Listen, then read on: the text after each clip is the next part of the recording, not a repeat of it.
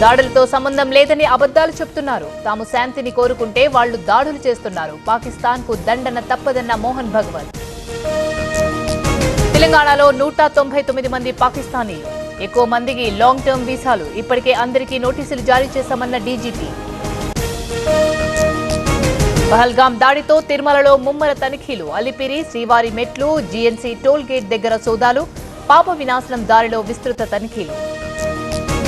పాతతరం రాజకీయం అంతరించిపోయింది. ఇప్పుడంతా కొత్త తరం రాజకీయం నడుస్తోంది. ప్రజలు చూసిన మార్గంలోనే నాయకులు వెళ్లాలన్న రాహుల్. 2 రోజుల పాటు జరిగిన భారత్ సమిట్. హైదరాబాద్ డిక్లరేషన్ ప్రవేశపెట్టిన సీఎం రేవంత్ రెడ్డి. స్వేచ్ఛ, సమానత్వం, ఐక్యతకు మద్దతుగా డిక్లరేషన్. రేవంత్ రెడ్డి కేవలం మాటల ముఖ్యమంత్రి. ప్రభుత్వ ఆదాయం గణనీయంగా తగ్గింది. కాంగ్రెస్ ది సుత్తి గతిలేని ప్రభుత్వమన్న హరీష్ రావు. మత్స్యకార గ్రామాలను అభివృద్ధి చేస్తాం. జాలర్ల అభివృద్ధికి ప్రత్యేక ప్రణాళిక. నిజమైన మత్స్యకారులు ఆర్థికంగా ఎదగడం లేదన్న చంద్రబాబు. విశాఖలో అభివృద్ధికి అపార అవకాశాలు. విశాఖపట్నంకి త్వరలోనే గూగుల్ సంస్థ. సెంటనరీ కన్వెన్షన్ సెంటర్ ప్రారంభోత్సవంలో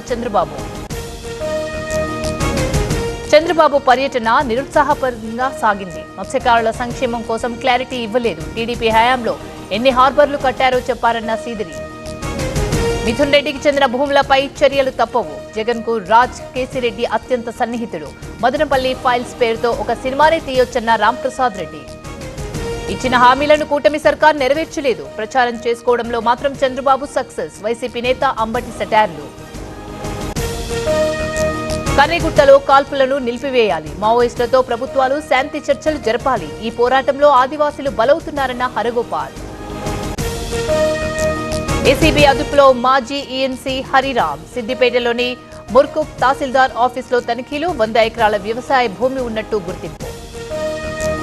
షార్ట్ సర్క్యూట్తోనే అధికంగా అగ్ని ప్రమాదాలు. వీటి నివారణకు ఒక నోడల్ ఏజెన్సీ అవసరం. హైడ్రా కమిషనర్ రంగనాథ్ సూచనలు.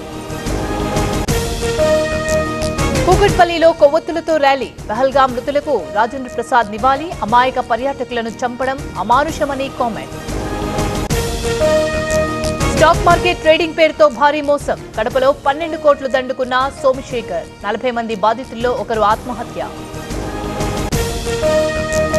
పార్టీ సిద్ధాంతాలను ప్రజల్లోకి తీసుకెళ్తేనే గెలుపు సాధ్యం. బూత్ లెవెల్ కమిటీ సభ్యులకు విజయ్ సూచన. కోయంబత్తూరులో టీవీకే పార్టీ సమావేశం.